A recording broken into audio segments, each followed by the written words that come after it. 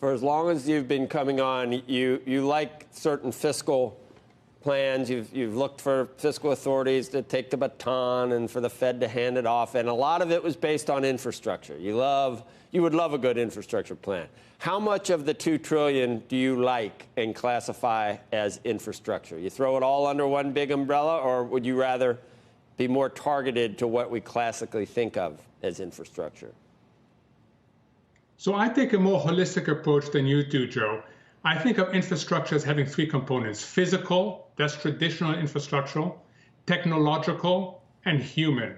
And the idea is to enable physical resources, technological resources, and human resources to do more. So I think of infrastructure as much more holistic than you do. So it really depends on how you think of it. In my view, what's in the $2 trillion isn't excessive, but I can understand those people who take a narrower view, who believe, for example, human stuff shouldn't be in there. They'll think it is excessive. I tend to take the more holistic view, Joe. Is there any progressive agenda item, wish list that we've heard that you wouldn't call infrastructure? Sure. And, like, you know, part of the U.S. political process is to load up bills. Childcare is infrastructure, Mohamed. What wouldn't be what would not be infrastructure? Then what would not classify? Climate, everything, all that's infrastructure. What would not be infrastructure? Give me one thing. So let me explain why childcare is. It's really important. We need to get labor participation back up. Part of the labor participation story is to enable women to come back into the labor force.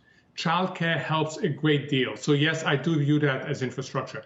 Look, I haven't gone enough through every single detail of the bill to give you stuff. I'm sure there's stuff in there that you and I don't think it should be in there. But unfortunately, that's part of our political process. Becky? Earlier in the show about the tent city, one of them that popped up in Washington, D.C., right by the Federal Reserve, the one that Jay Powell has mentioned several times about keeping him up at night because he drives by it on his way to work.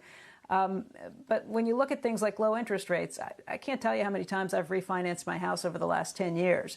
Money helps me when it's cheaper, when it's easier to get. It doesn't help everybody. What needs to happen in order for those tent cities to really get dealt with? That's probably not something that Jay Powell himself can fix.